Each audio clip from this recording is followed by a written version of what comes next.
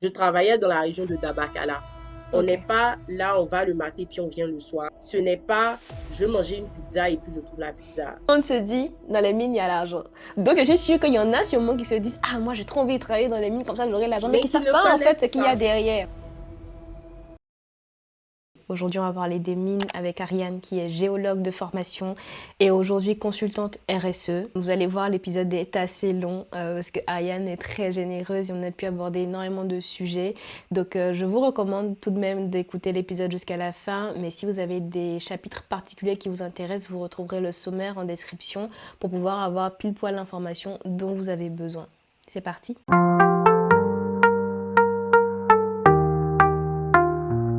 Bonjour Ariane, comment tu vas? Je vais très bien. Et toi?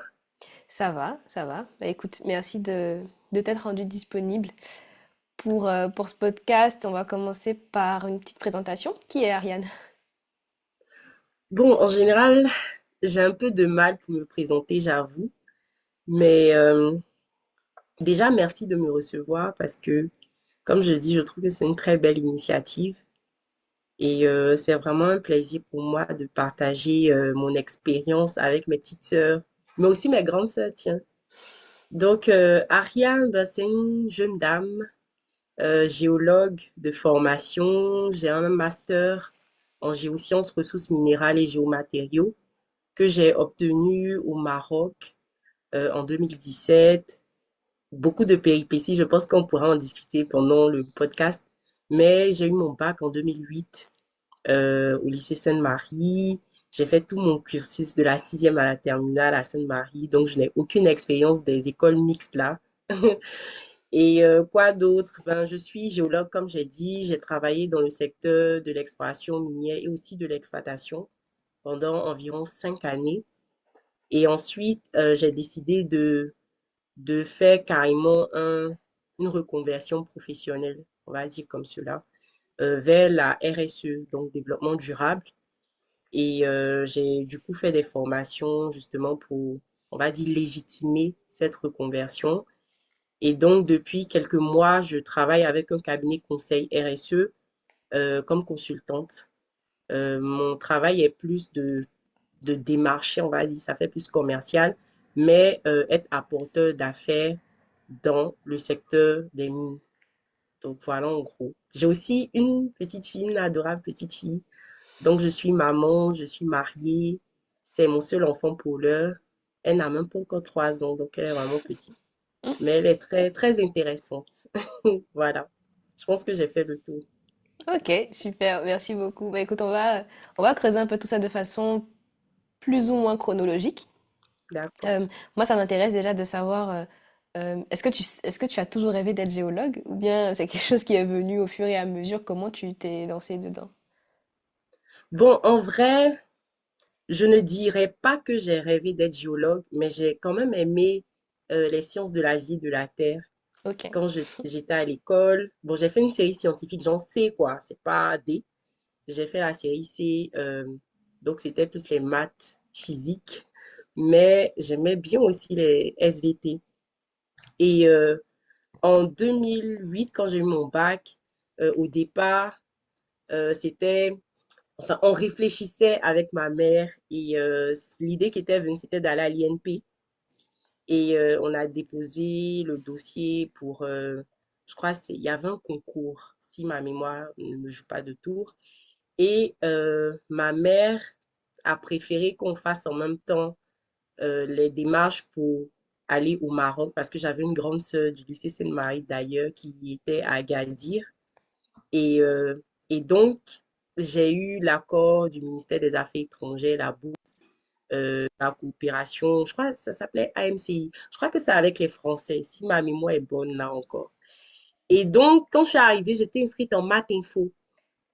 Je suis arrivée très en retard, disons un mois de retard comme ça. Hmm. Et quand je suis allée au premier cours, non, j'ai vu que c'est pas possible. C'était du charabia. C'était difficile pour moi. Déjà, j'étais en retard et beaucoup de chiffres. Je n'ai vraiment aucun problème avec les chiffres. Mais franchement, c'était trop abstrait pour moi, je vais dire comme ça. Et donc, je me suis renseignée s'il y avait une possibilité de changer. Et il y avait pas mal de filières qui s'offraient à moi. Et la seule qui m'intéressait justement, c'était Sciences de la Terre. Je crois que ça s'appelait Sciences de la Terre et de l'Univers, STU. Donc voilà, je suis partie vers ça parce que je savais que c'était SVT. Et voilà, ça m'intéressait bien, donc pourquoi pas. Mhm. Donc c'est ainsi que je me suis retrouvée à faire de la géologie. Sinon, ce n'est pas que j'y ai rêvé quand j'étais petite. Non, je me rappelle même pas de ce que je voulais faire quand j'étais petite, là, sincèrement. Aucun souvenir. Mais si tu étais partie à l'INP, tu aurais fait quoi du coup? À l'INP, c'était pour aller faire SK. Ok, Ça est-ce que n'a c'est la rien filière à commerce, voir. non? Oui. En fait, parce que là, j'avais des grands frères, tout ça, qui parlaient du SK. Comme je dis, je n'avais vraiment pas de visibilité sur ce que Mhm, je mhm, voulais faire, tu vois. Donc, je mhm, me cherchais, comme les Ivoiriens disent. mhm. Et donc, voilà, par la force des choses, je me suis retrouvée au Maroc et je suis allée faire STU. Mais en Ok. vrai, à l'INP, c'était même pas pour aller faire l'école des mines, en fait, de l'INP. Mhm, mhm. Donc, voilà. Mais du coup, tu dis que du coup, tu as fait des démarches avec ta maman pour aller, du coup, avoir une bourse, pour aller Oui, étudier au Maroc. Comment ça se oui, passe, ce processus? Parce que, en général, on entend souvent que les majors de promo et tout, elles ont oui. automatiquement des bourses, j'ai envie de dire, qui leur tombent sous les doigts. Mais comment, du coup, Oui. toi, tu as fait pour avoir une bourse? Oui, non, ce n'est pas que les majors de promo ont des bourses. Bon, en tout cas, à notre époque, quand même, ça fait plusieurs années. Donc, mais, euh, mais oui, je pense que les majors de promotion, quand même, peuvent avoir plus de facilité, plus de personnes qui vont les contacter. Comme Sainte-Marie, est quand même connectée à pas mal d'organismes et tout. Donc, c'est clair qu'elles auront plus la chance d'être en contact avec ces personnes. Mais je n'étais pas major de promotion. J'ai été quand même élève pas brillante, brillante, parce que je me retrouvais en terminale avec des 12. Mais quand j'étais au premier cycle, tout ça, je me tapais des 15 16 de moyenne. Donc quand même, j'étais pas mal dans tout mon parcours. Mhm. Et donc, par rapport à la bourse de AMCI, là, de la coopération française. Il faut que je me rappelle bien de comment est-ce que c'est intitulé. Au fil de la discussion, je pense que cela va revenir. Oui, et puis sinon, J'ai... on vérifiera après, et puis on mettra dans les commentaires si ça intéresse certaines personnes et que ça existe encore. D'accord, ok.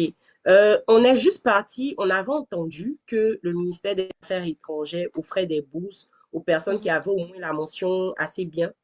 Ok. Et donc, voilà. Et donc, je suis partie avec ma mère. On s'est renseigné et il y avait un certain nombre de documents à fournir. C'est ce qu'on a fait et enfin, j'ai été acceptée tout simplement. Donc, ce n'est D'accord. vraiment pas compliqué en fait. Ce n'était pas compliqué. Je ne sais pas actuellement, mais Mhm. voilà, c'est assez simple à faire. Mais du coup, la bourse, c'est pour faire la formation pour laquelle tu as sollicité la bourse ou bien c'est de l'argent que tu peux utiliser pour un peu faire autre chose? Oui, non, ce n'est pas pour la formation parce que j'étais partie à l'université, donc c'est Oui, public et donc je oui. n'avais pas grand-chose à payer. Mais pour avoir l'accord, si tu veux, pour pouvoir être admise à l'université, il faut faire une procédure. Et Mhm. en tout cas, en 2008, là, c'était justement passé par le ministère des Affaires étrangères et tout. Peut-être qu'il y avait des réseaux que je ne connais pas, sincèrement, mais c'est ce que je sais. Donc, c'était de quoi subvenir aux besoins. D'accord. J'avoue que certaines personnes arrivaient à tenir, à effectuer toutes leurs dépenses avec, c'était 1500 dirhams qui font environ 150 euros, donc environ 100 000 francs pour 2 mois. Donc, oui, tout à fait. Et donc, tu vois que Comment ce ces n'est pas personnes-là donné. faisaient? Ah, je ne sais pas. Je pense que il y a pas mal déjà qui étaient comment ça s'appelle, à la cité universitaire. Enfin, c'est du cas par cas. Mhm. Donc, je pense que beaucoup déjà étaient à la cité universitaire. Ou sinon, trouvaient à Fès où j'étais, par exemple, ils allaient dans les quartiers les moins chers, on va dire, pour louer une chambre et tout. Puis il y avait Et des donc, colocations aussi souvent, non? oui, oui, oui. Et donc, à la fin, il peut se retrouver avec un peu d'argent, mais franchement, c'était pas grand-chose. Donc, moi, mes parents m'envoyaient de l'argent chaque mois. Mhm. La bourse, même limite, on l'oubliait quand elle venait. Bon, c'était un peu d'argent C'est de un poche. supplément. Voilà, si, mais en vrai, on ne comptait pas vraiment sur cela pour vivre, en fait. Parce que Mhm. moi, je louais une maison, enfin, avec d'autres personnes. Donc, voilà. Et puis, la nourriture, le transport, il y a tellement de choses. C'est Donc, vrai. c'était largement insuffisant. Ok, ok. Parce qu'au final, il faut couvrir le loyer, la nourriture, la santé, le transport et puis les Exact. besoins que tu auras relatifs à ta formation, des, je sais pas, n'importe quoi, des cahiers, des stylos, des livres, des trucs Oui, comme des ça, sorties. On faisait des aussi des sorties, sorties. bien Ouais. sûr. En plus, tu vas au Maroc, donc il y a différentes saisons, donc faut Mhm. s'habiller en conséquence. Donc au Exactement. Oui, final, c'est ça tout fait à fait beaucoup. ça. Non, mais ça fait beaucoup Oui, de oui, oui, dépenses. oui, oui. Oui, oui, clairement. C'était, non, c'était insuffisant. Mm. Clairement. Bon, pour moi, en fait, tu vois, je n'ai pas envie de dire des choses et d'autres seront choqués parce qu'il y a des gens qui réussissaient à vivre avec les 1500 dirhams sans Mhm, qu'on ne leur envoie de l'argent. Donc, mhm, moi, peut-être que ici, j'avais déjà un certain mode de vie. Donc, partir et me demander de ne plus faire du shopping, ne serait-ce que ça, tu vois que c'est un peu compliqué, tu je peux vois. Donc, comprendre, c'est ouais. pas que je vivais au-dessus de mes moyens, mais quand même, il y avait un minimum, voilà, qui pour moi était nécessaire, en fait, pour Mhm, avoir mhm. une vie acceptable. Voilà, on va Ok, dire comme ça. ça marche. Euh, je fais une petite pause dans l'enregistrement. Là, il y a... En fait, Zoom va se couper dans 10 minutes. Du coup, moi, je te D'accord, propose qu'on coupe maintenant et qu'on se reconnecte sur le même lien. Comme ça, on d'accord. continuera. Ok. Il n'y a pas de problème. À tout de Attends, je vais suite. prendre d'abord ton lien de tes écouteurs, là. Il n'y Attends, a c'est pas que mes c'est... meilleurs écouteurs du marché. Non, Ouais, c'est mais ça. tape, hein, tape, tu verras. Ouais, Et c'est voilà, plus ça, enregistré. Sony, machin. Non, Ah non, genre, tape meilleur écouteur du marché. Ils vont te Sony donner celui. WF-1000X M5. Oui, c'est Bon, ça. écoute, on va... Bon, à tout, on coupe et puis on se reconnaît. Ok, à tout de suite. Du coup, tu étais à l'université de Fès, c'est ça? Oui, j'étais à la, bon, ça s'appelle l'université Sidi Mohamed Ben Abdallah. Et ensuite, tu as des facultés. Donc, j'étais à la faculté de sciences de Fès, au Ok. Maroc. Et du coup, quel type de cours tu as eu pendant ta formation pour devenir géologue? Les cours étaient très variés. Déjà, en première année, on était avec des étudiants de biologie. Donc, on avait des cours à la fois de biologie, mais aussi de géologie. Et c'est à partir de la deuxième année qu'on s'est scindé en deux groupes. Donc, en première année, c'était biologie animale, végétale, histologie qui parle des tissus. Ça, c'est ce qui est de la biologie. On faisait un peu de cristallographie. Oui, Mhm, ça, c'était très intéressant. Euh, comment ça s'appelle ça? Ah, il y avait un cours que j'aimais tellement, mais j'ai un peu oublié l'intitulé du cours. On faisait aussi, bon, ça c'était côté biologie, mais aussi ce qui était plus ou moins commun, parce qu'après, enfin, les gens de biologie ont eu à utiliser certains trucs comme le cours de cristallographie, qui est quand même utile aux gens qui font la mhm, biologie. mhm, Et donc, euh, au niveau des cours de géologie même, on avait la géologie structurale, la sédimentologie, la paléontologie, on faisait aussi de la stratigraphie, je crois. Je sais plus si c'était en première année, sincèrement. Euh, et donc voilà, et après, maintenant, il y avait des trucs plus spécifiques, comme la pétrologie. Je crois qu'on en a fait même en première année, mais sans trop insister parce que les gens de biologie n'étaient vraiment pas intéressés. Donc, la pétrologie, les inclusions fluides, ça c'est plus en master. La télédétection, la géomatique, enfin, il y avait pas mal de cours, hein. Il y avait ok. aussi de la géophysique, tiens, on a fait un peu de géophysique. On a eu même pas mal de sorties de Hmm, géophysique. Voilà, globalement, c'est ce qui me vient en tête là maintenant. ok, ça marche. Et en termes de proportion femmes-hommes dans ta promo, c'était comment? Clairement, il y avait moins de femmes, hein. Nettement moins de femmes, encore moins de femmes noires. Je pense que Hmm, j'étais la seule en licence. Et après, non, on était deux en licence. Il y avait une jeune dame du Burkina Faso et il y avait moi. Sinon, en master, il y avait d'autres jeunes dames, il y avait une dame de la Guinée. Je parle plus des Noirs, hein, parce que quand mhm, même, mhm, les Marocaines, il y en avait, mais quelques-unes. Franchement, ok. on dira peut-être 10% de femmes, 90% d'hommes. Ah oui, quand même, hein. Oui, il y avait très peu de femmes, clairement. Ok, et pourquoi à ton avis? Je pense que, bon, là, j'ai porté ma casquette de présidente du FEMICI, qui est le réseau des femmes du secteur minier de Côte d'Ivoire. Je pense que le problème même se passe au niveau des filières scientifiques. Donc, ça commence au lycée. Si tu n'as pas fait Sainte-Marie, clairement, tu verras dans les... Bon, nous avons toutes fait Sainte-Marie, mais quand je discute avec les autres personnes, tu verras clairement dans les filières scientifiques, surtout la série C, D encore, la série D encore, ça va, mais même là encore, il y a clairement moins de jeunes filles, en fait, elles vont plus s'orienter vers tout ce qui est art. Bon, après, il y a les Mhm, G, là, je n'en parle pas. Mais je veux dire, si je parle des filières classiques qu'on connaît, littéraires, scientifiques, scientifiques C et D, on mhm, verra qu'il y a très peu de jeunes filles. Pourquoi? Je dirais parce que on a tendance à faire croire aux femmes, aux jeunes filles, que ce sont des filières qui sont difficiles, donc, voilà, elles n'ont pas la capacité, ça ce sont les stéréotypes, elles n'ont pas la capacité de réussir, enfin, d'exceller, on va dire, dans ces filières-là. Donc, voilà, il y a ça également. On dira, ah, mais tu vas faire ci, là, c'est pour aller faire quoi? Donc, c'est pas mieux, tu vas faire un truc pour aller être secrétaire, ou bien, je dis n'importe quoi, des filières où on a tendance à avoir plus de femmes, en fait. Vous voyez, bon, tu vois. Donc, Mais je du coup, parle tu à penses que plusieurs ça... personnes. Non, mais oui, oui, oui. Donc, Enfin, oui. Donc, je pense vraiment que il y a les stéréotypes, il y a tout ce qui est culturel là. Ah oui, les filières là sont trop difficiles pour les femmes. Les femmes ne doivent pas être trop brillantes. Les femmes, sinon demain, la femme là, elle va commander son mari. Enfin, il y a tellement de trucs qui entrent dedans que c'est un peu compliqué de trouver une raison claire en fait. Je vais mhm, dire comme ça.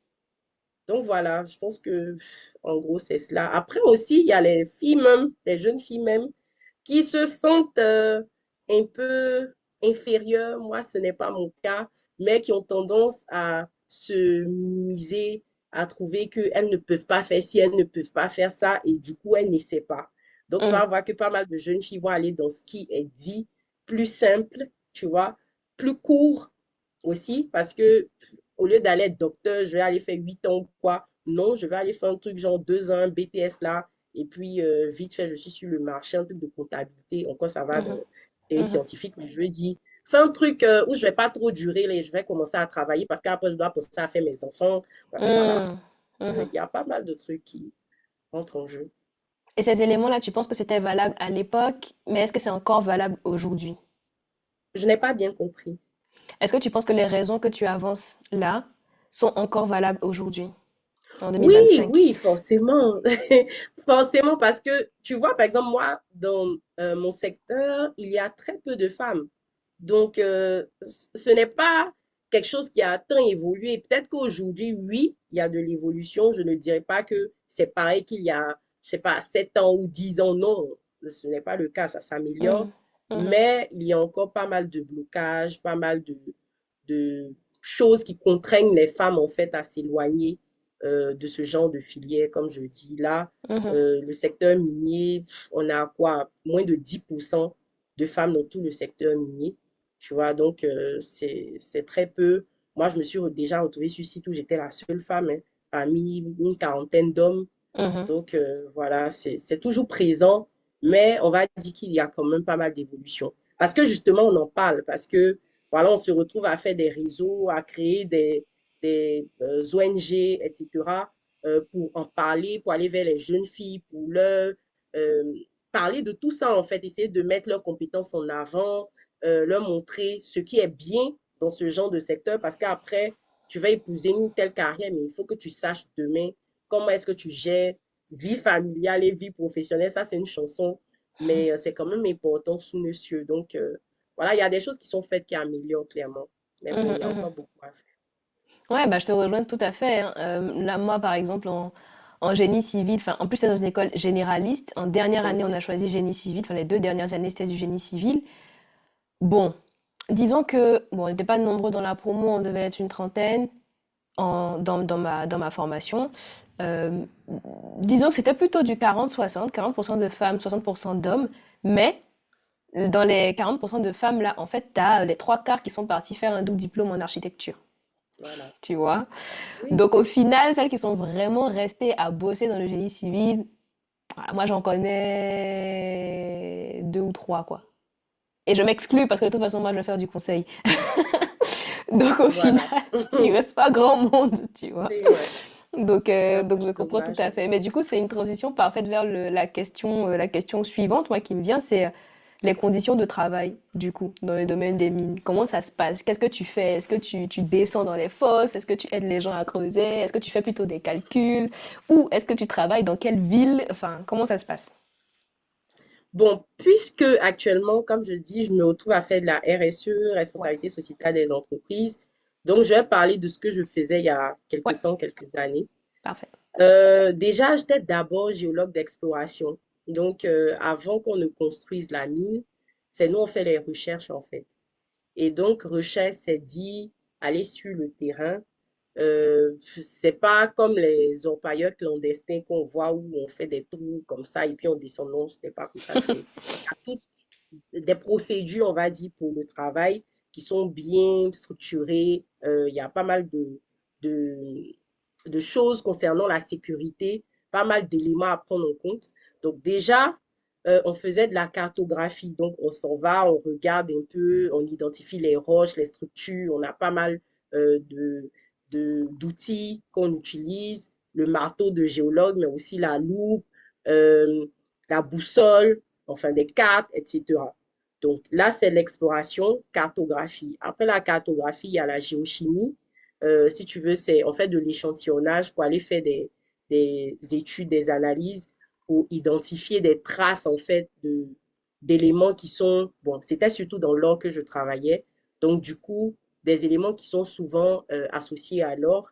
Et donc, en fonction de la présence de ces éléments-là, on pourrait dire que éventuellement cette zone-là peut être intéressante et tout. Mhm. Et donc après, on pousse un peu plus, donc on fait des forages, d'abord des forages pas très profonds, après on fait des forages avec de grosses machines et enfin des carottes, on recueille des carottes qu'on analyse, c'est toujours dans l'analyse en fait, pour identifier le gisement.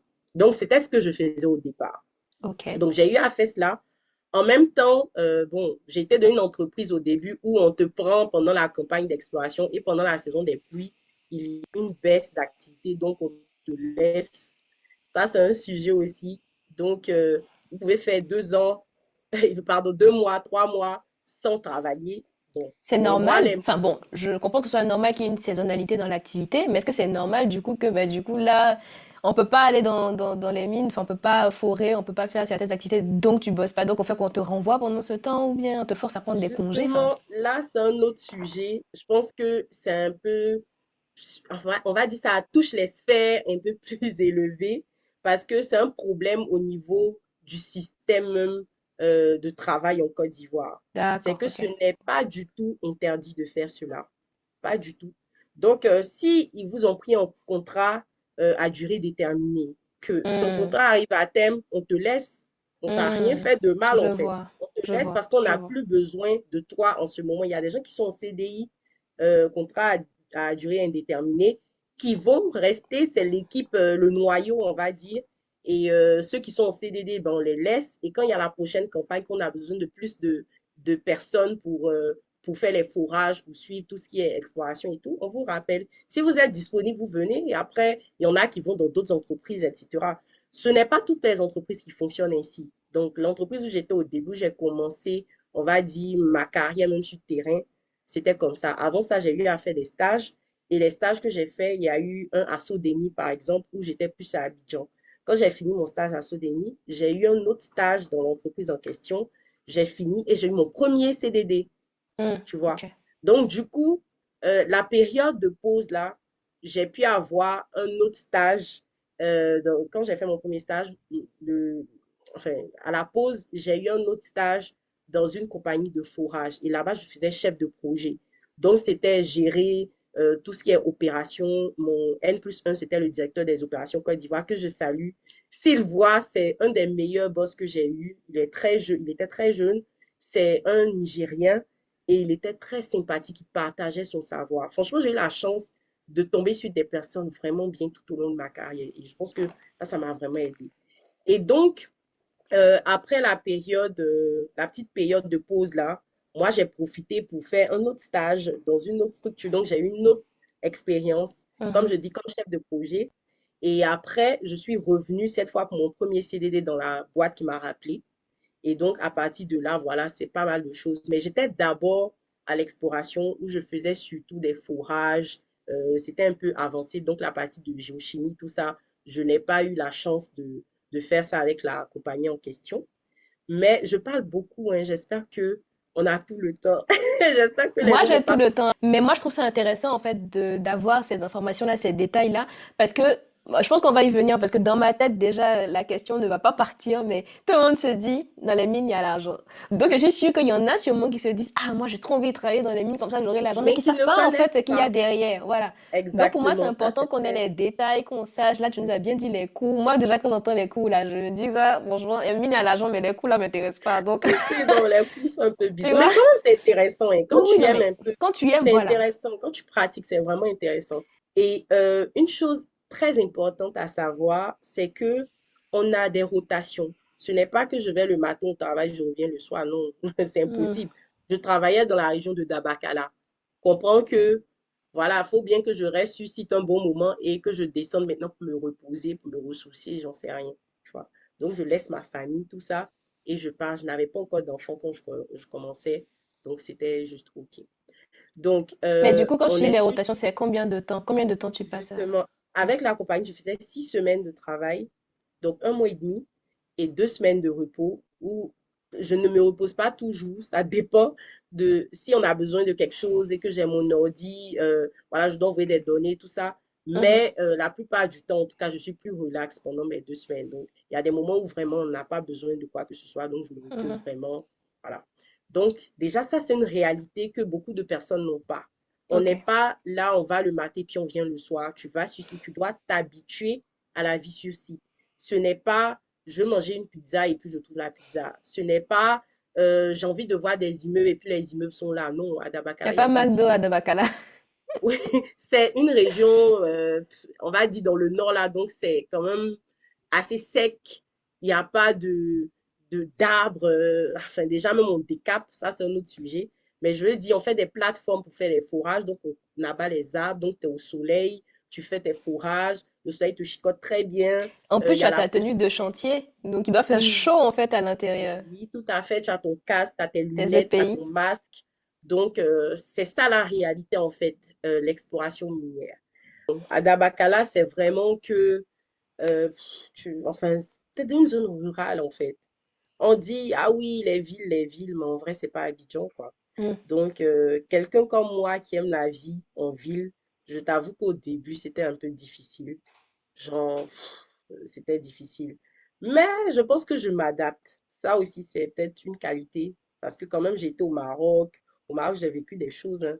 Mais voilà, j'ai pu supporter. Donc, ce n'est pas vivre dans mon propre pays là qui sera si compliqué. Ça me faisait surtout réaliser comment est-ce qu'on vivait en dehors d'Abidjan parce que j'étais pas Mhm. forcément consciente, tu vois. Et donc, comme je disais, j'ai quitté quand j'ai fait un certain moment, en tout cas avec la boîte en question. Je ne vais pas faire de pub. J'ai déjà fait la pub de Sodemi. Sodemi, comme c'est une société d'État, ce n'est pas trop grave. Donc, à la suite de cela, bon, j'ai quitté la boîte et je suis allée vers une autre boîte où là, j'ai eu un contrat plein 2 ans. Je n'ai pas eu d'interruption. Et même à un moment, on a eu baisse d'activité, genre rachat et tout. On nous payait sans qu'on parte au travail, en fait. Et c'est dans cette même période-là, je suis tombée enceinte. Et, euh, et du coup, quand j'ai accouché, j'étais enceinte, je partais sur les collines, je faisais de l'exploration. Franchement, mon enfant, elle a été très sympathique. Donc, je n'ai pas vraiment eu de problème, en fait, en étant sur site. C'était quelquefois, il faut descendre pour voir le médecin. Mon médecin était à Abidjan. Donc, quelquefois, mais on s'organisait et l'entreprise, franchement, chapeau parce que l'équipe était bien, ils comprenaient, ils étaient à mes petits soins jusqu'à je trouvais qu'on abusait un peu. Franchement, comme si j'étais devenue un neuf.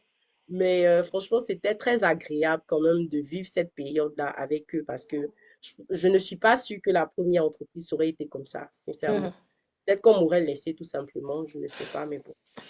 Bref, donc du coup, j'ai fait 2 ans pleins avec eux, toujours à l'exploration. Et après, bon, j'ai eu pas mal de choses qui me sont arrivées, dont le décès de ma mère. Et là, ça a été, je vais dire, le déclic et la situation qui m'a fait comprendre que j'avais quand même besoin de souffler un peu. Donc, après le décès de ma mère, quelques 2 mois après, mon contrat faisait 2 ans. Normalement, après 2 ans, on doit passer en CDI. Et l'entreprise n'avait pas grand moyen pour mettre pas mal de personnes en CDI. Donc, ils ont laissé plus de la moitié de l'équipe. Et vu que peut-être j'étais pas trop sur site aussi et qu'il y avait un nouveau management et tout, ils n'ont pas eu l'opportunité, on va dire, de voir ce que je faisais et peut-être ça a dû me motiver aussi à me laisser. Bon, après tout ce que Dieu fait est bon. Donc, je me suis retrouvée sans emploi et j'ai décidé en même temps de prendre du temps pour souffler. Donc, j'ai Mhm. voyagé, je suis allée au Sénégal, je suis allée au Bénin.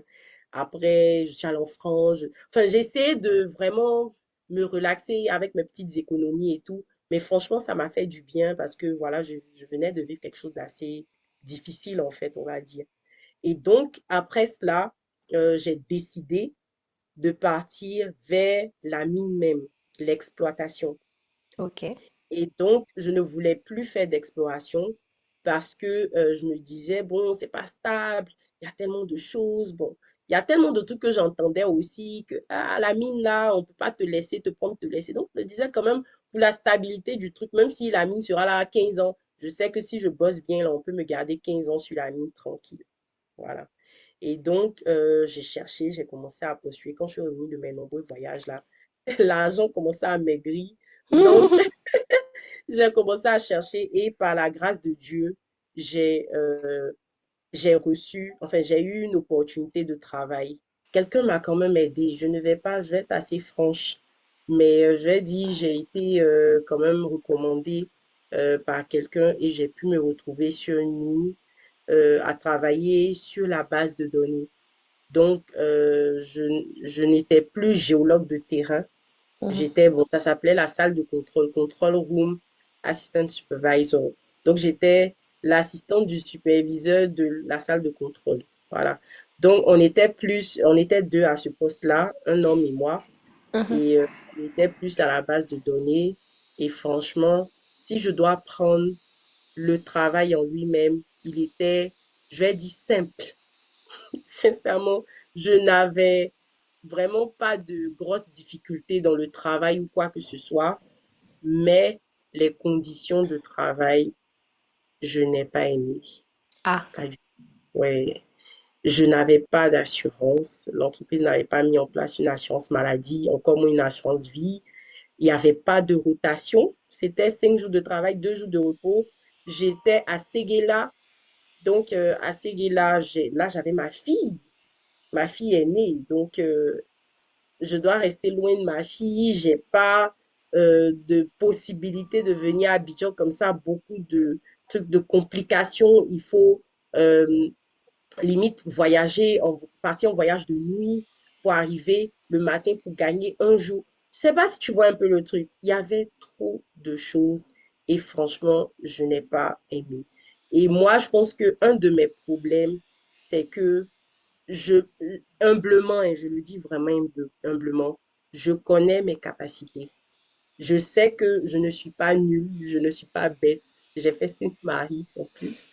Et je sais toute la souffrance que j'ai eue pour arriver quand même là. Tout ce truc autour de la connaissance, parce que j'aime beaucoup apprendre. Donc, tout l'investissement que je mets dans me former, et je vais me retrouver dans une boîte où on me traite ainsi, où je me plains.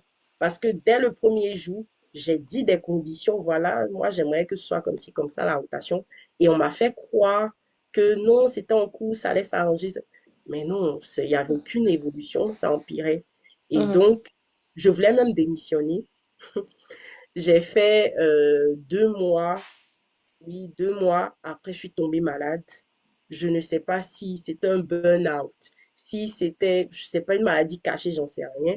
Mais j'ai fait toutes les analyses. J'avais des migraines terribles. J'ai fait toutes les analyses possibles. Je n'ai rien, on n'a rien trouvé. Vraiment, quand je dis toutes les analyses, c'est passer au scanner, les IRM, tout ce qu'il faut pour voir, ah, est-ce qu'il n'y a pas un problème au cerveau? Est-ce que non? Donc, on n'a rien trouvé de bizarre. Et le médecin m'a dit, Madame, reposez-vous. Prenez 15 jours. Il m'a donné 15 jours de repos. J'ai jamais eu 15 jours de repos de toute ma vie. En général, c'est 3 jours, tu vois. Quand ça va pas, on complète et tout. Mais j'ai eu 15 jours. Et quand j'étais à l'hôpital, je parlais tellement du travail que le médecin a dit, mais madame, reposez-vous. Que si vous Mhm. n'êtes pas là demain, là, ça va continuer. Et là, peut-être c'est ça qui m'a fait aussi réaliser que peut-être c'était le travail qui me stressait. J'étais genre, mais comment mon collègue va faire? Quand je descends comme ça, après les données là se mélangent. Que quoi, je suis là, j'ai mon téléphone, j'appelle. Que, ah, on dit quoi? Que, comment ça se passe? Et je suis désolée, je me gênais. J'écris à mon N+1 pour lui dire, ah, je suis à l'hôpital, faut me voir chercher à faire les photos pour envoyer, pour prouver que je Pour ne suis pas encore prouver. dans... Oui, en fait, parce que j'étais genre, je travaille, il faut que je fasse bien mon travail. Et ça, peut-être, c'est une de mes faiblesses. Parce Hmm. que j'ai tendance à trop m'investir dans le travail au point où je peux m'oublier parfois, tu vois. Et donc, c'est tout ça que le médecin qui me suivait a vu.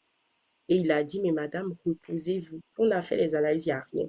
Donc, reposez-vous, vous devez être stressé, fatigué par le travail. Et donc, c'est ce que j'ai fait. J'ai vraiment pris mes 15 jours, quoique j'appelais quelquefois pour savoir comment ça se passe. Je discutais avec mes collègues. Mais en fait, je pense que cela m'a fait réaliser aussi que je ne suis pas dans le bon job. Hmm. Parce que je n'avais jamais vécu. Bon, si, une fois, quand j'étais dans la première boîte, où pendant Covid, on a été suicide pendant 4 mois.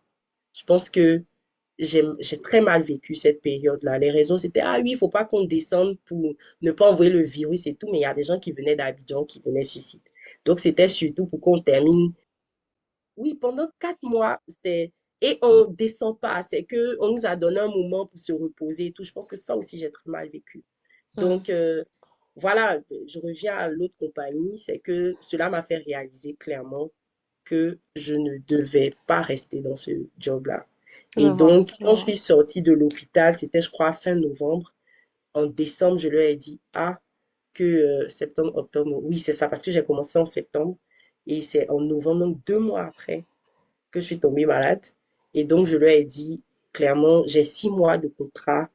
Moi, je pense que si j'arrive à ces 6 mois, je ne veux pas de renouvellement, je veux rien en fait, je veux partir. Hmm. Peu importe ce qu'on veut me proposer, non, que ce soit tripler mon salaire ou quoi, non. Tu vois. Et donc, voilà, après cela, j'avais déjà commencé à m'informer sur la RSE et tout. J'avais même fait un atelier. Avant même de rentrer dans cette boîte-là, hein, j'avais fait un atelier, enfin, un call avec une dame qui est dans l'orientation. Et ce qui était ressorti justement concernant ce que j'aime et tout, parce que je voulais voir ce qui va me parler, c'est pas la géologie sur terrain. Donc, ce qui ressortait, c'était justement RSE, HSE, écologie, enfin, des trucs environnement, des trucs comme ça. Donc, Mhm. j'avais gardé ça quelque part, mais j'étais toujours focus sur je veux être dans la mine, tu vois, sans vraiment me pencher sur ça. Mais quand là, j'ai arrêté avec la compagnie en question, j'ai dit, bon, je commence mon processus de reconversion. Donc, j'ai fait des formations et j'ai contacté une dame sur LinkedIn qui a accepté de me prendre comme consultante. Et puis voilà, bref, voilà comment je me suis retrouvée à ce poste-là actuel. Ok. Et du coup, c'est quoi J'ai la beaucoup RSE? parlé de responsabilité sociétale des entreprises. Donc, pour faire simple, c'est de toujours avoir des bénéfices, être rentable économiquement parlant et pouvoir intégrer les enjeux de développement durable. Donc, bien qu'on soit en train de produire, par exemple, du bois, il faut qu'on voit derrière comment on fait pour réduire notre empreinte carbone, comment on Mhm. fait pour peut-être faire une redistribution de richesses, ou bien trouver des procédés innovants qui vont faire qu'on réduise notre consommation d'énergie. Voilà, des trucs comme ça. Donc, c'est vraiment intégrer le développement durable dans tout ce qui est, euh, on va dire, économie ou profit, en fait. Mhm, Voilà. mhm. Très simple. C'est intéressant, en vrai, là, du coup, ce qu'on vient d'aborder hein, sur le fait que tu étais dans une situation dans laquelle, même si tu ne te rendais pas compte ou tu ne voulais pas accepter que tu étais dans une situation qui ne te convenait pas, ton corps te l'a rappelé, ton corps t'a forcé en fait à te reconnecter à ce qu'un jour tu as vu en atelier en sachant que c'est quelque chose qui te correspondrait plus et finalement prendre la bonne décision pour changer de domaine. En soi, je pense que c'est dur quand même comme transition à faire parce que tu n'as pas juste changé d'entreprise pour aller dans une autre entreprise et faire la même activité et retrouver des conditions de travail meilleures. Tu as changé d'entreprise et tu as également changé de domaine, carrément. Moi, il y a une phrase que mon papa m'avait dite pendant un moment où, pareil, je pense que je donnais beaucoup trop d'importance à mon travail. Il m'a dit une seule phrase, il m'a dit, souviens-toi que pour une entreprise, tu as un numéro matricule. Il C'est m'a tout dit, à au fait ça. regard de l'entreprise, là, tu es un numéro matricule. Si tu t'en vas, ils vont te remplacer. C'est tout. Ouais. Ça s'arrête là. Et C'est tout. ça, bon, je pense qu'il faut quand même nuancer. Ça ne veut pas dire que bon, tu fais n'importe quoi et puis bon, tu t'en vas. C'est important quand même de prendre son travail au sérieux et voilà, de se préoccuper de ça. Mais arrivé un moment, de toute façon, arrivé un moment, ton corps te rappelle que c'est toi d'abord, quoi.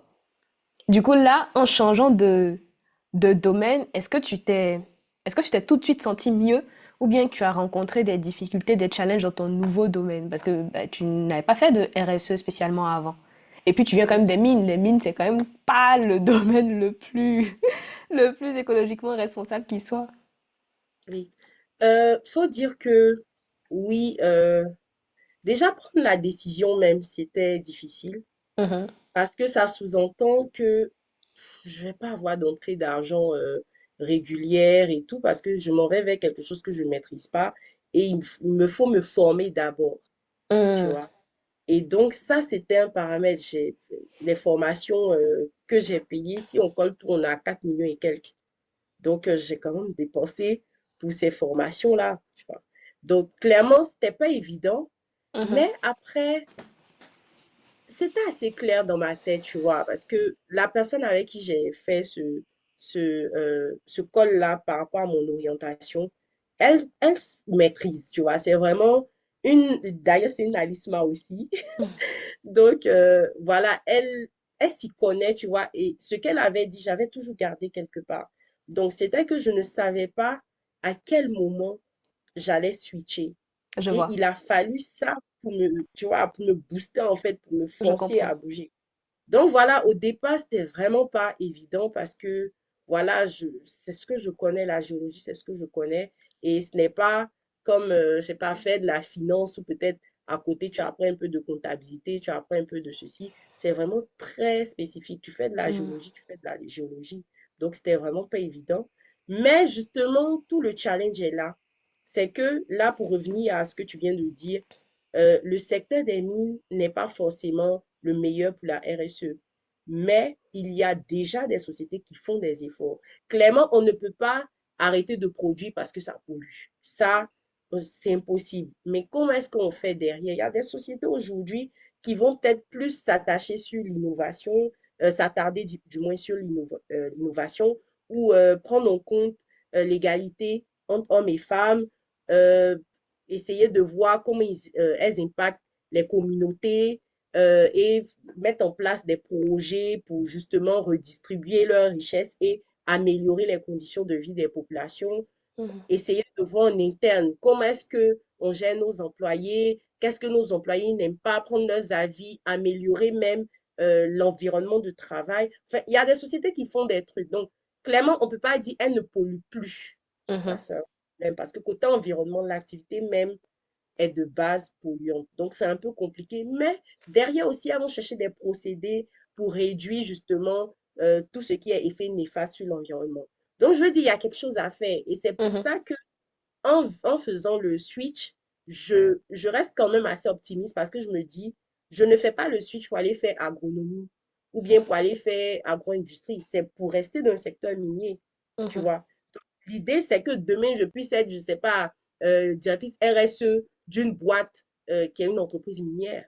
Je Tu vois. vois, Tout donc à je fait. veux toujours rester connectée. Et mon cabinet conseille justement, là-bas, j'ai le portefeuille mine. Ok. Je ne suis pas là parce que je dois juste trouver des clients ou quoi. Non, je Mhm. dois plus me pencher sur les questions de de développement durable dans le secteur des mines. Donc, les présentations, les trucs que je prépare, c'est connecté au secteur des mines. Mhm. Après, derrière, si j'ai un client qui est, euh, qui est dans, je sais pas, le ciment ou, je sais pas, BTP ou quelque chose comme ça, il n'y a pas de problème. Il y a même le pétrole ou la banque.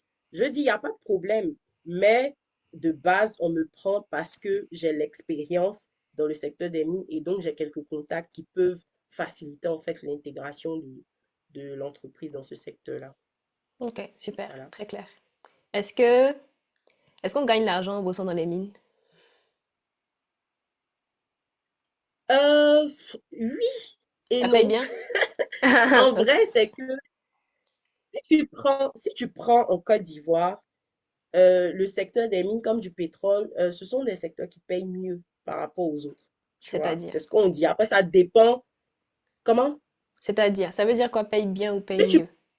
si tu prends, par exemple, un ingénieur minier et tu prends un ingénieur, je sais pas, agronome, qui ont les mêmes types de postes, tu vois, tu verras que l'ingénieur minier est clairement mieux payé parce que voilà, la grille salariale dans les entreprises minières, c'est pas la même que dans les autres secteurs d'activité. Est-ce que Tu tu peux nous comprends? En donner des fait, chiffres? je ne sais pas pour, pour les autres secteurs, mais ce que je constate, dit simplement comme ça, c'est que pour beaucoup de personnes, être payé à 500 000 net, tu es trop bien payé en fait. 500 000 net par mois en sortie d'école, enfin, Par une fois mois. que, dès que tu es diplômé, tu peux Oui, prétendre à ça comme salaire. oui. Mais ça, du coup, c'est en CDD, c'est pas en stage, puisque les stages, ou bien les stages sont Oui, en rémunérés. CDD, en stage même, l'entreprise où j'ai fait mon premier stage sur terrain, j'avais 150 000 stagiaires. Mhm. Et sur site, je ne payais rien en fait. Je suis nourrie, blanchie, tout en fait, tu vois. Ok. Donc les 150 000, c'était mon argent de poche. Je fais un mois et demi. Tu vois que j'ai mes 150 000. Si je veux même rester un peu, bon, maintenant les gars n'acceptent plus ça. Mais je peux essayer de manager pour faire 2 mois. Et puis mes 300 000 en poche, je rentre à Abidjan, je kiffe un peu. C'est vrai, c'est pas beaucoup, mais quand même pour une stagiaire, tu Mhm, vois. mhm. Donc, voilà, et tu verras que dans beaucoup de secteurs en Côte d'Ivoire, en tout cas, tu vas voir que les stagiaires sont à 50 000, des Mhm, fois 100 000 à tout casser, tu vois. Donc, mhm. je dis déjà ça, c'est quand même pas mal. Ok. Maintenant, comme je dis, tu commences, tu es payé à 500 000 net, tu dis à quelqu'un, je suis payé à 500 000 net, la personne va dire, ah, tu es bien payé. Il y a Mhm, des gens qui ont des 15 ans, 20 ans d'expérience qui sont payés à 500 000 net. mhm, mhm, Tu comprends? Donc, c'est mhm. plus en voyant, discutant avec les gens. Oui, peut-être que j'ai fait quelques recherches, j'ai vu un peu les grilles, mais je vois que quand même pétrole, mine, c'est un peu mieux. Et ces Mais salaires-là, ce après, sont les mêmes dans l'exploitation et dans l'exploration? non, non, non. Ok. Et c'est ce que je voulais rajouter. Après, dans le secteur des mines, les gens de l'exploitation, c'est un autre niveau. Ils sont beaucoup mieux payés en général que les gens de l'exploration. Parce qu'à l'exploration, il y a des raisons, et ce n'est pas que les gens veulent mal payer exprès ou quoi, non. Mais à l'exploration, on n'a encore rien. Donc, c'est beaucoup d'argent qu'on met, on dépense en espérant trouver un gisement, tu Hmm, vois. ok. Alors qu'à l'exploitation, on est dans la production. Et des fois, quand on produit, on a même plus que ce qu'on espérait avoir. Hmm, ok. Donc, les gens ont des bonus. Tu vois, c'est clairement pas la même chose en fait. Et Ok. à l'exploitation, justement, puisque la mine est là et qu'il faut produire, il faut être efficace, il faut être vraiment dans les bénéfices, on va dire, c'est que tu verras qu'on va plus mettre toutes les conditions en place pour que les employés soient bien, soient à l'aise. Tu vois, D'accord, donc je vois. même au niveau des repas, des loisirs. Tu verras qu'il y a certaines mines, il y a des piscines, il y a des salles de sport, tout ça. Mais à l'exploration, pour avoir une salle de sport même, il faut se lever tôt, tu vois. Mais bon, après, c'est en Côte d'Ivoire, hein. Tout dépend aussi des pays. Pareil qu'au Mali, je ne suis pas encore partie d'une mine ou même voir l'exploration, mais pareil que c'est un peu mieux. Tout dépend du code minier, de, de la maturité du pays, parce que quand même Mali, Ghana, Burkina, Mhm. ce sont des gens qui produisent l'or, tout ça depuis des centaines même. Le Ghana, ça fait plus de 100 ans qu'ils produisent l'or. Nous, c'est maintenant qu'on commence, on est en train de se débattre avec peut-être 15 ans, 20 ans. tu vois. Donc, c'est pas la même chose. Ils ont eu le temps de faire toute leur bataille et voilà, ils ont pas mal de choses qui sont mises en place. Donc, clairement, travailler au Mali, être ingénieur minier au Mali, et puis ici, c'est pas la même chose. Tu es encore Ok, mieux payé là-bas, tu vois. ok. Est-ce que tu peux nous parler des actions du FEMICI? Oui, bien sûr. Déjà, le FEMICI, c'est le réseau des femmes du secteur minier de Côte d'Ivoire. Et si tu veux, dans chaque pays, il y a ce réseau. Il a été créé en 2015, justement à la suite d'une assemblée générale où les femmes de plusieurs pays ont décidé de mettre en place des réseaux, des associations locales, nationales, si tu veux, pour on va dire, faire la promotion du genre dans le secteur minier, donc améliorer les conditions des hommes et des femmes hein, dans le secteur minier. Mhm, Maintenant, qu'est-ce que le FEMICI a fait? Parce que moi, je me suis retrouvée présidente, là, je suis devenue présidente du FEMICI depuis juillet, donc c'est assez récent, juillet 2024. Et donc, avant cela, il y a eu deux autres présidentes, dont Madame Pauline Tailly, que tu connais peut-être. En tout cas, c'est on va dire, une pionnière que je respecte vraiment. C'est la première métallurgiste de Côte d'Ivoire. Elle est très connue dans le secteur minier. Elle a participé à l'ouverture de, je crois, 8 mines, si je ne dis pas n'importe quoi, en Côte d'Ivoire. Donc, pour te dire. Donc, elle est vraiment la femme la plus connue, on va dire, du secteur. Et donc, elle a été première présidente du FEMICI. Et avant, moi, mon arrivée à la tête du FEMICI, il y a eu une autre présidente qui s'appelle Christine Lobok aussi, qui était aussi directrice exécutive de la Chambre des mines de Côte d'Ivoire, le GPMC, le groupement professionnel des miniers de Côte d'Ivoire. Et donc, elle a eu à mettre en place pas mal d'actions qui, quand même, ont un peu impacté le paysage minier ivoirien. Par exemple, on a une campagne que toutes les entreprises minières aujourd'hui font pendant le mois d'octobre, octobre rose, pour la lutte contre le cancer du sein. Et le FEMICI, si tu veux, a organisé en premier cette campagne-là, en fait. Et mhm. ensuite, ça a influencé tout le monde. Maintenant, chaque entreprise s'est approprié le concept. Bon, après, c'est avec l'évolution du monde. Aujourd'hui, tout le monde fait Octobre Rose, mais le FEMICI a participé. Également, pour ce qui est de promotion des activités minières, même en général, parler du secteur minier, le FEMICI a eu à rencontrer des étudiantes, des lycéennes pour parler des activités, des métiers qu'on rencontre dans le secteur minier parce que beaucoup ne savent même pas. Une mine, c'est pas juste géologue en fait. Mhm. C'est des gens du secteur administratif. On a des comptables, on a des office managers, on a des HR, on a aussi des géologues, on a des personnes pour cuisiner même, je vais dire. Enfin, franchement, c'est tout un environnement. Donc, on a des mécaniciennes, on a des conductrices. Je prends les femmes, hein, je vais pas dire les hommes, Les mais je veux conductrices dire pour les engins qui les servent pour engins, les mines, ouais. voilà, on a les responsables ou les personnes qui sont dans le domaine de la sécurité. En général, on dit hygiène, sécurité, environnement, HSE. On a pas mal de profils, en fait. Donc, déjà, il faut faire comprendre aux dames que je peux être comptable et puis me retrouver dans une entreprise minière parce que beaucoup ne sont pas forcément, comment dire, ouais, conscientes de ce point-là.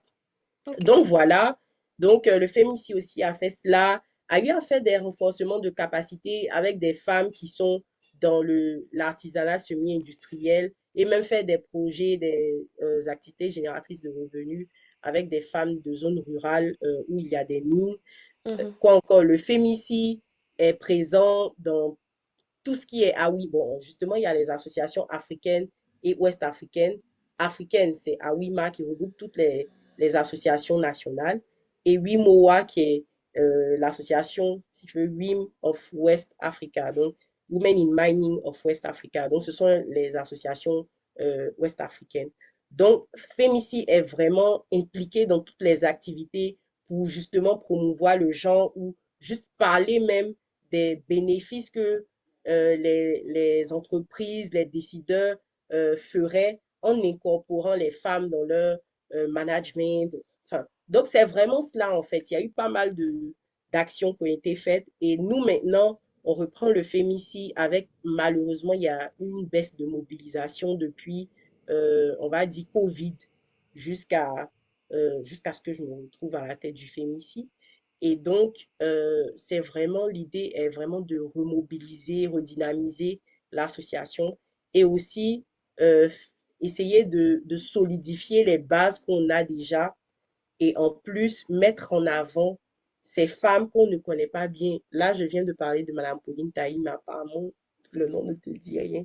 Et ça, tu vois, c'est ouais, c'est un problème. C'est qu'on doit vraiment promouvoir les profils de femmes du style là, parce que Madame Pauline Taï, c'est vraiment une dame technique.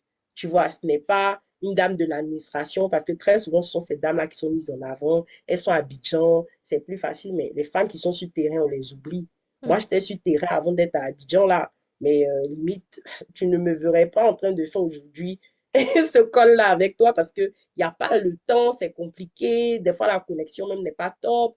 Tu vois, donc, il faut qu'on trouve le moyen aussi de mettre ces femmes un peu en avant pour motiver les plus jeunes, tu vois, à venir vers ce secteur. Donc, voilà, c'est enfin, la plus grosse tâche du féminicide. Mais aussi, on a pour projet de mettre en place une plateforme d'éducation, de mettre en place aussi un projet. On est en partenariat avec le Jardin de Zoé, que je salue. Là, je fais la pub, c'est important. Ils sont dans tout ce qui est environnement, violence basée sur le genre.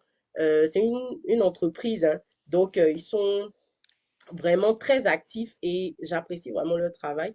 Et donc, on a proposé de travailler sur une activité où, disons, un gros projet, hein, c'est pas 2, 3 jours, c'est vraiment sur une longue période, sur la santé mentale. Donc, voilà, travailler dans les mines, ce n'est pas évident. Donc, il faut suivre un peu les femmes qui sont sur site et même suivre aussi les jeunes filles parce qu'à l'INP, malheureusement, une année, il y a une jeune fille qui était, je crois, dans le secteur BTP qui s'est donné la mort. Et c'était quand même important d'aller du coup vers ces personnes-là pour savoir qu'est-ce qui se passe, quels sont leurs problèmes et tout. Donc, ça rentre dans santé mentale, chose qu'on oublie souvent en Côte d'Ivoire.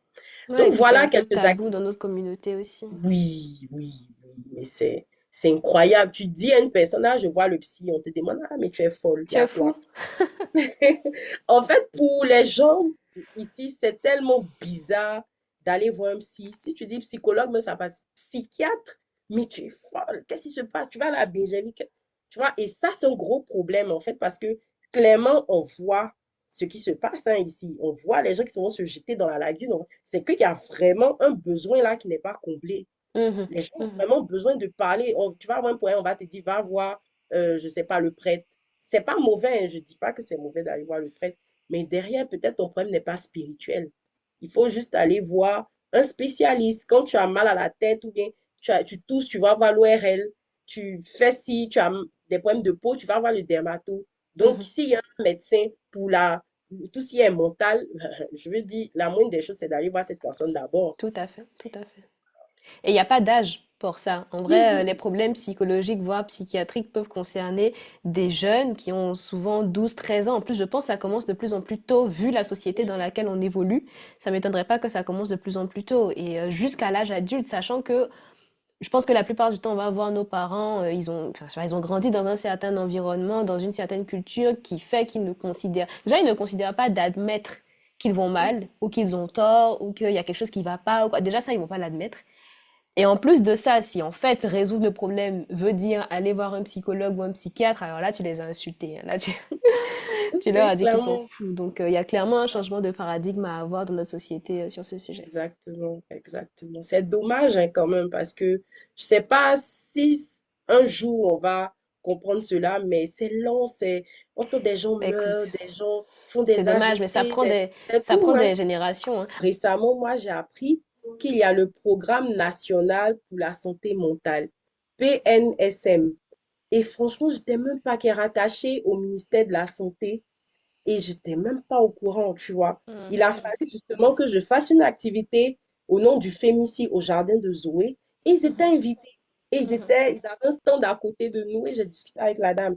Tu vois, donc, il y a des choses qui sont faites, mais il y a un problème. J'ai même dit ça à la dame qui était là, que On ne sait même pas que vous existez. Vous Mhm. pouvez voir des personnes qui sont conscientes d'avoir un problème et qui ont besoin d'aller vers une cellule d'écoute ou bien j'en sais rien. Vous êtes là, mais comme vous ne faites pas de pub, comme il n'y a rien à la télé, même, c'est pas que la télé, les gens se baladent à Abidjan, là, il y a des pancartes, vous pouvez faire des pancartes, vous pouvez dire, mais non, vous ne partez pas vers les gens. J'ai vraiment parlé. Elle a dit, oui, on travaille dessus. Mais en vrai, c'est ça, c'est que les gens ne sont Mhm. pas conscients du fait qu'ils peuvent aller parler à quelqu'un et que là-bas, on va pas, ils seront pas stigmatisants, en fait. Tout à fait. Un problème. Ok, ça marche. Bah écoute, j'espère qu'avec beaucoup de chance, beaucoup de communication, je pense que ça prend aussi des générations, hein, ça prend du temps, Oui. les choses vont s'améliorer. Alors, on a une question, parce que, il y a une boîte à questions, donc le lien sera dans la barre de description. Et donc, il y a une étudiante qui s'appelle Noura Okeni qui a posé une question et qui demande qu'est-ce que les entreprises attendent des stagiaires? Qu'est-ce que les entreprises attendent des stagiaires? Qu'ils travaillent? En fait, Non, mais je pense je que ne la sais question pas dans tourne quel aussi sens. autour. Non, mais je pense, enfin, j'interprète, hein, peut-être que c'est pas exactement ce qu'elle voulait dire, mais je sais que cette question-là m'a déjà été posée, par exemple, par l'un de mes petits frères. Mais ce qu'il veut dire, c'est qu'ils sont encore étudiants, ils considèrent qu'ils sont pas encore à même de vraiment travailler ou de créer de la valeur en entreprise.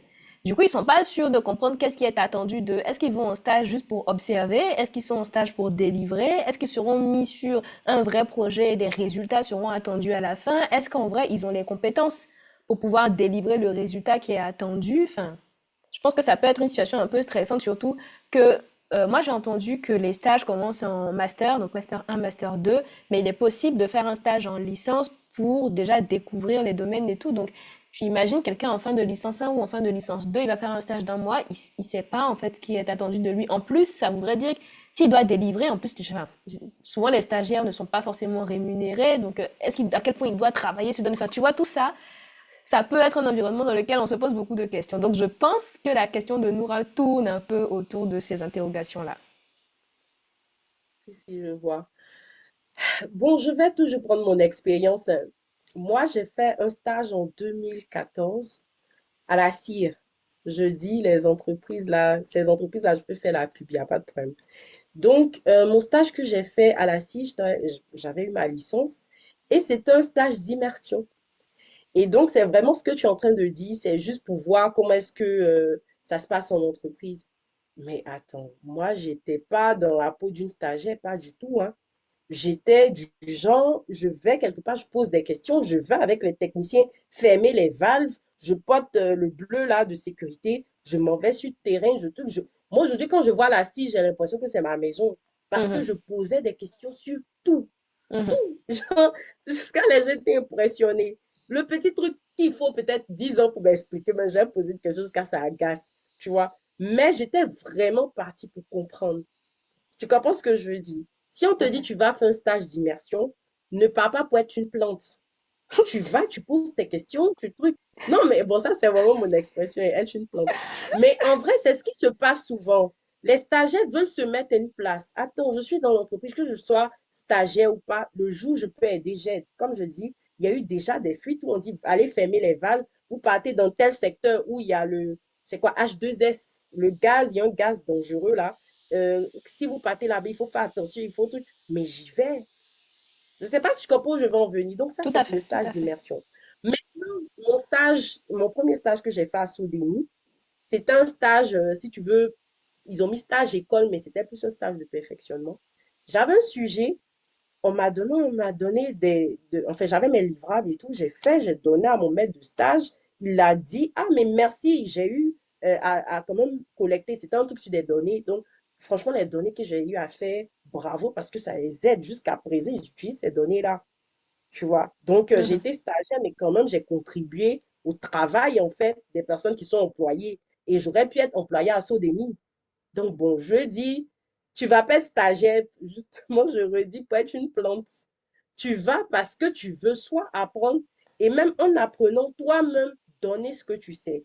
mhm, Mon autre stage que j'ai eu à faire dans la première entreprise, là, je ne fais pas de pub, c'est que là-bas, moi, petite stagiaire, j'ai eu à mettre en place un process connecté à leur, comment on dit, leur processus interne pour pouvoir justement avoir les poids des échantillons. J'ai fait des calculs, j'ai fait un fichier, je leur ai donné, ils utilisaient, jusqu'à ce que moi je quitte l'exploration, ils utilisaient ça sur les machines. Mhm, Les mhm, gars déposent et puis ils regardent, c'est ça, ils regardent le poids pour dire, OK, c'est bon, l'échantillon là, quoi. Tu vois un peu, j'ai mis ça mhm, en place, mhm, j'étais mhm. stagiaire.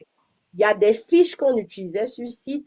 J'ai dit, ah, mais on pourrait rajouter telle colonne, telle colonne. On a fait les modifications, les fiches étaient utilisées comme moi je quittais. Tu Mhm, vois, donc je mhm. veux dire, j'étais stagiaire, mais je n'étais pas là pour regarder les autres, j'étais là pour travailler. C'est Et pas parce que j'étais tu là es aussi pour stagiaire que montrer tu ne que je dois suis pas créer de capable. la valeur. Vraiment, donc moi, la question même c'est pour ça que tu as juste répondu. Pour moi, c'est pour travailler. Tu n'es pas là en tant que stagiaire, tu es là pour travailler, donc en tant que potentiel employé. Donc, Mhm. à la cire là-bas, quand je faisais mes trucs, si je disais, bon, c'est bon, moi, je fais plus mon master, je veux travailler, c'était pas impossible qu'on me prenne parce qu'ils ont vu clairement que ah, j'étais vraiment motivée, je maîtrisais, je comprenais, je posais, j'étais curieux, je partais partout, juste qu'on me refusait des trucs. Genre, je dis, hey, je vais aller voir, s'il vous plaît, dans la citerne, on me dit, mais non. Tu vois un peu, donc, vraiment, mon énergie était telle que les gens m'appréciaient, ils voyaient que j'étais là pour travailler. Et c'est ce que tu dois prouver. Peu importe où on te met, en tant que stagiaire, en tant qu'étudiant, je sais pas, même si tu es au lycée d'une entreprise, il faut que quand tu rentres là, ce que tu fais, tu vas apprendre, oui. Mais ce que tu fais là, on voit que tu es en train de travailler. Tu n'es pas en train de venir embêter les gens. Tu Mhm, mhm. n'es pas là pour faire du café. Et des Moi, photocopies. j'ai jamais fait ça, sincèrement. J'ai jamais acheté le café, fait le café, acheté. Si, j'ai déjà acheté la banane braisée une fois, mais j'ai jamais fait de photocopie. Tu vois, on ne me prenait pas comme stagiaire, en fait, tu vois. Des Bah, fois, ça même dépend de la moi-même, j'oubliais posture. même que j'étais pas. Voilà, c'est ça. Si tu arrives Ouais, avec si, une clairement, posture de clairement. je suis un employé, je suis en train d'apprendre, je suis en train de me former, je suis en train de créer de la valeur avec vous, ils vont pas te prendre comme une plante. Ils vont te prendre comme la façon dont tu viens avec Exactement, l'énergie dans laquelle tu viens.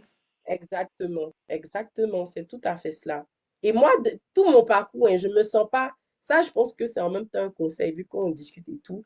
Il ne faut pas se sentir inférieur aux gens. Il faut être respectueux. C'est Mhm. pas la même chose. Moi, les dames que je connais dans le secteur, c'est ah ma grande sœur, ah ma grande sœur, on dit quoi? Même en tant que présidente du FEMICI là, celles avec qui je travaille, qui sont peut-être dans le bureau, je les appelle pas par leur nom, très souvent c'est ma grande sœur. Tu vois, Mhm. ma grande sœur, ah grande sœur, quel conseil tu peux me donner? C'est le respect, je les respecte vraiment, mais je ne me sens pas inférieure à elles. Tu comprends un peu ce que je veux Je dire? vois, je Parce vois. qu'au moment où il faut réfléchir, je pense que chacun a son cerveau, quoi. Que Mhm. je sois stagiaire, que je sois employé, que j'ai mon cerveau. J'ai peut-être pas l'expérience de quelqu'un qui a 20 ans, mais voilà la preuve. Je suis venue stagiaire dans la boîte là. J'ai pu modifier un fichier qui était là peut-être depuis 5 6 ans. Tu comprends ce que je veux dire? Donc, c'est vrai, Mhm, j'avais mhm, pas d'expérience et tout, mais j'ai vu quelque chose. Donc, je peux toujours apporter quelque chose. Donc, il faut toujours être mhm. dans cette posture-là. Je ne suis pas inférieure à quelqu'un. Moi, je ne me sens pas inférieure à une personne. Je pense que je suis une personne brillante, sans prétention aucune. Je suis intelligente. J'ai l'esprit très vif. Tu vois, je sais, mais j'ai des faiblesses et je ne dis pas que je suis parfaite, mais j'ai clairement, je suis peut-être, des fois, je procrastine beaucoup. Ça, c'est une de mes faiblesses. Je sais ça et je travaille sur ça. Tu comprends ce que je veux dire? Mais Mhm. derrière, quand je vais avec une certaine assurance. Ça, c'est très important, en fait. Quand tu es stagiaire, surtout. Mhm. Très Quand tu es important. stagiaire, et ensuite ça se poursuit dans tes premières années aussi Oui, oui, de vie professionnelle, parce que tu peux avoir cette oui, impression que tu es jeune, tu viens d'arriver, tu es mais en fait non, enfin, sans prétention, sans venir voler la vedette à tout le monde et dire, oh, moi je suis big boss, je connais tout, il y a eu tel diplôme et tout, non. Mais trouver le juste milieu entre je suis là, j'apprends, et je suis là, je crée de la valeur. Parce que c'est comme ça qu'on progresse aussi. exactement. Merci Exactement. Et beaucoup il y a un pour truc ce aussi que je conseil. veux Ouais. rajouter, Mhm. du coup. Il y a un truc qu'on oublie. Quand tu es stagiaire, tu aspires peut-être à travailler dans la boîte. Si tu te positionnes comme je suis la petite, quand tu vas commencer à travailler, il faut que tu restes dans ce positionnement-là. Parce que si tu commences à maintenant parler, on va dire, ah, tu es devenu impoli. Ça, c'est comme ça fonctionne en Afrique, j'ai remarqué. Mhm. Tu es devenu impoli parce que maintenant tu es employé. Tu Je comprends un peu vois. où je vais en venir? Mhm, Donc, mhm, c'est pour mhm. ça, il faut être aligné sur. Ta personnalité doit être la même. Moi, j'étais stagiaire à Sodemi. Les quelques personnes qui m'ont connue, mais je ne m'amusais pas, tout ne me plaît pas, je parle. Je parle, mais je suis stagiaire, mais je parle jusqu'à. il y a un monsieur qui m'appelait Madame Young. Young, c'est le nom de mon père.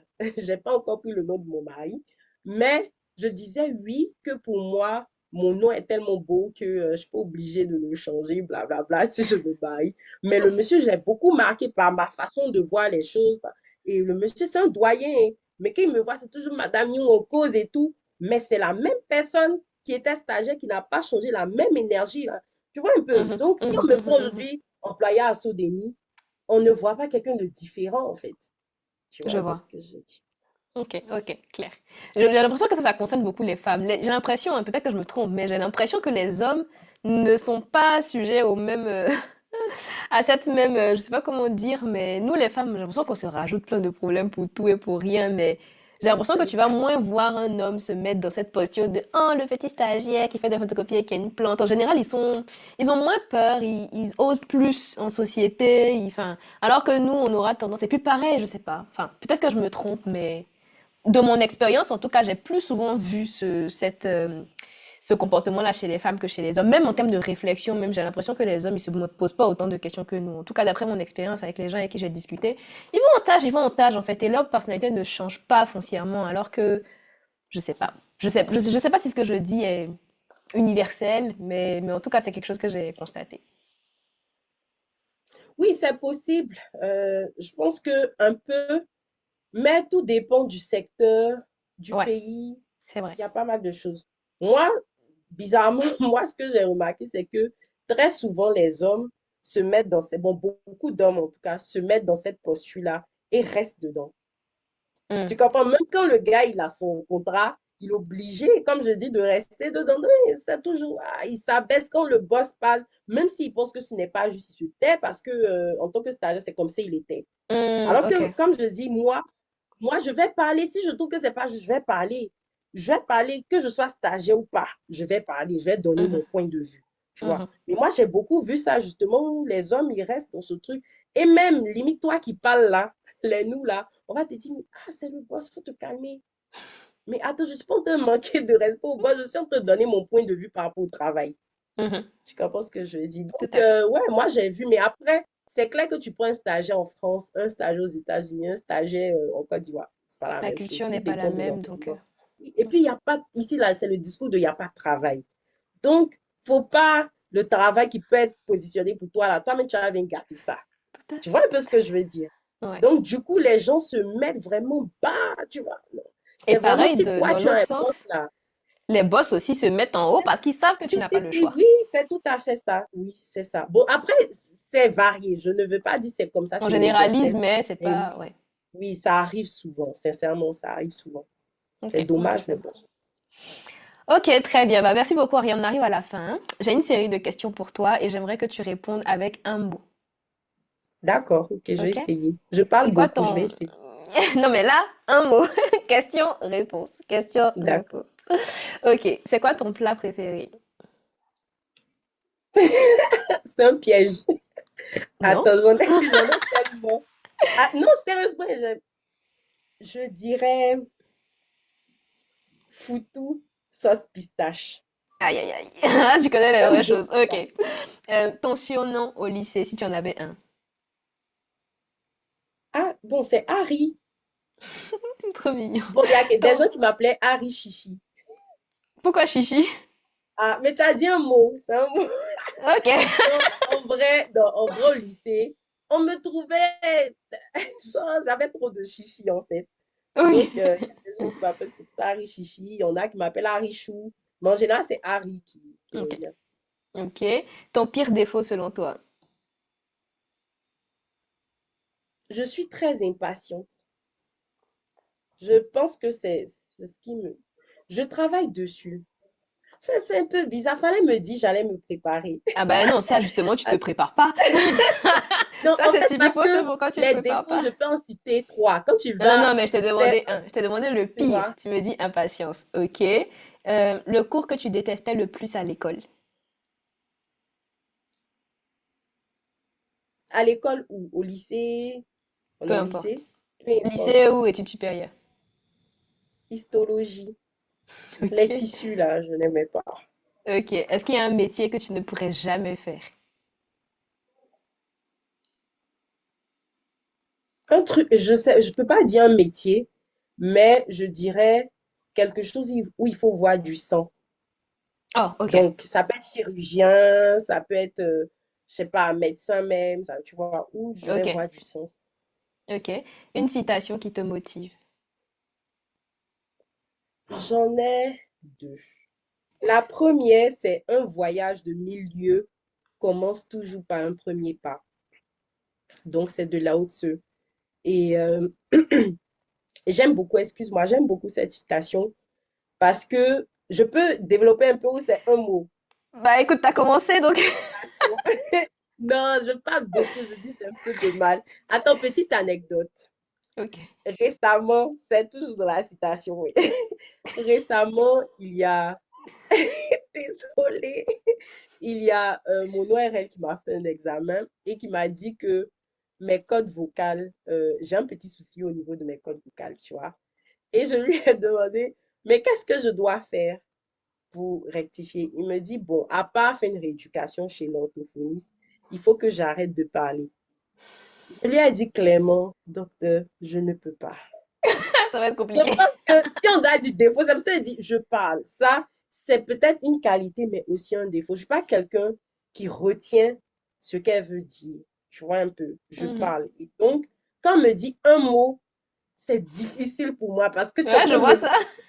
tu vois un peu ce que je veux dire. Bon, c'était l'anecdote. Donc, la Ok. première citation. La deuxième citation, c'est le succès, c'est de Winston Churchill. Le succès, c'est d'aller d'échec en échec sans perdre son enthousiasme.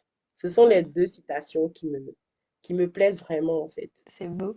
Est-ce que tu as un livre ou un film? Une autre fois, on va développer, d'accord? Ouais, une autre fois.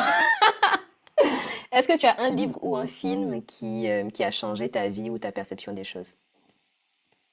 Les quatre accords Toltec de Don Miguel Ruiz. Je ne sais pas si on dit Mhm. Ruiz ou Ruiz, je ne sais pas, mais On va dire c'est oui, vrai. mais bon. Ok. Ok, donc c'est vraiment le livre qui, je pense, quand on me demande un livre, c'est tout de suite celui qui me vient en tête, qui a changé ma vie, en fait, Ok. ma façon de voir les choses, etc. C'est fini, Ta j'ai parlé. définition du succès en un mot. Je viens de dire, Ta le définition du succès, c'est succès le fait d'aller d'échec en en échec. échec. C'est vraiment ça, hein, sans perdre Ok, son enthousiasme. super. Une personne qui t'inspire au quotidien. Oh, qui m'inspire au quotidien. Bon, qui m'a inspiré, je dirais ma Ok, mère. ok. Bon, puisqu'elle n'est plus, je pense que je m'inspire, tiens. Non, en vrai, je pense Axel. Coucou Axel, Nadji, que Qu'on va j'aimerais bientôt voir. avoir d'ailleurs Voilà. sur le Donc, podcast. Axel, elle m'inspire vraiment. C'est une belle personne. Ok. Et un conseil pour les jeunes qui écoutent ce podcast. Je pense qu'il faut, certes, être résilient, mais aussi être réaliste. J'ai envie de dire, si aujourd'hui tu essaies un truc et que ça ne marche pas, ça ne marche pas, et tu vois que bon, tu pries, tu demandes des conseils, tu fais 10 000 choses, et tu vois que il y a des signes, parce que moi, je regarde beaucoup les signes. Je ne peux pas dire un mot, ma chérie, mais il y a des signes qui te font comprendre qu'il faut laisser. Il faut laisser. Mhm. Ce truc d'être résilient dans le vide, là, pour moi, ça n'a pas de sens. Je prends comme mon exemple, tu as vu que je suis passée de géologue à RSE.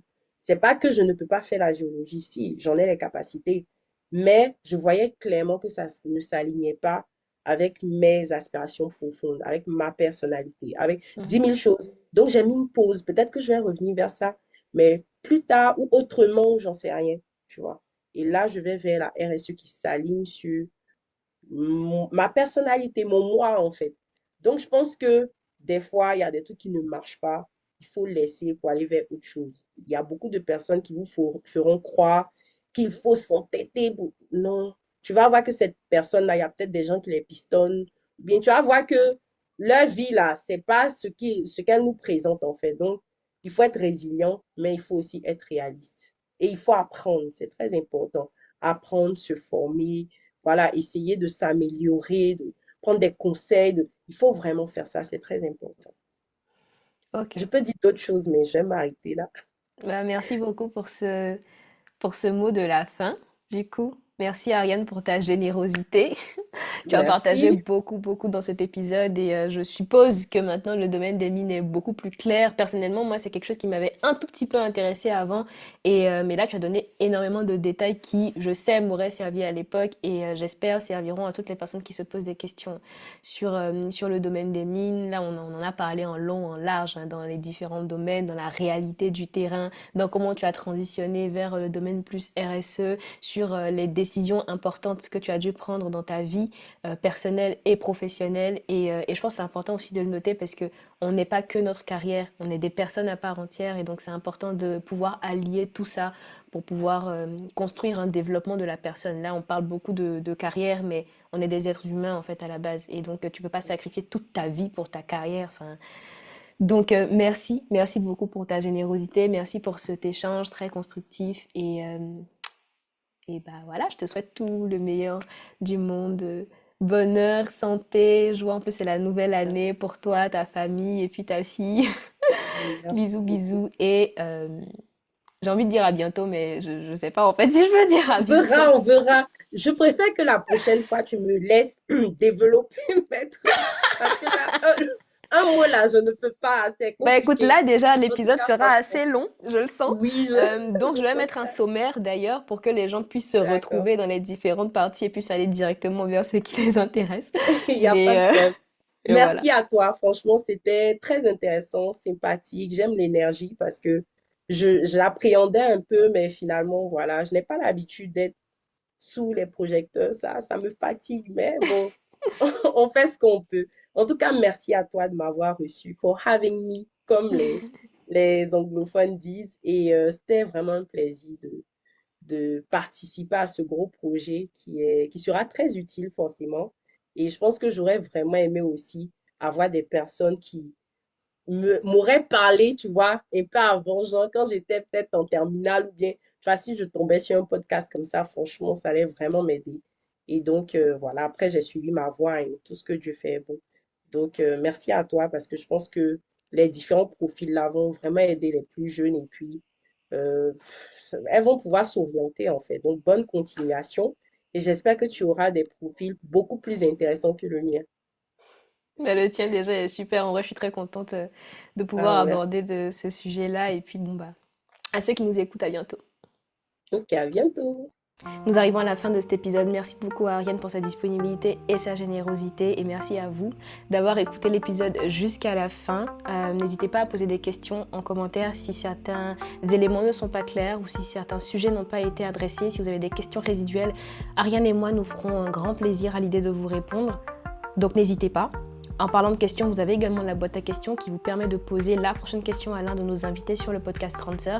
Et puis la boîte à questions, c'est votre espace aussi, hein. Vous pouvez y faire des suggestions, vous pouvez recommander certaines personnes, dire qui vous voulez voir prochainement dans le podcast. Donc n'hésitez pas, sachant que plus il y aura d'abonnés sur la chaîne, plus les personnes que vous avez envie de voir auront envie de venir parler de leur histoire. Donc n'hésitez pas à vous abonner à la chaîne si ce n'est pas déjà fait. Ceci étant dit, je vous dis à la semaine prochaine pour le prochain épisode ou à tout de suite sur Instagram où vous pouvez d'ailleurs voter pour le prochain épisode que vous voulez voir publié sur la chaîne YouTube. Donc je vous attends, je vous fais plein de bisous et je vous dis à très vite.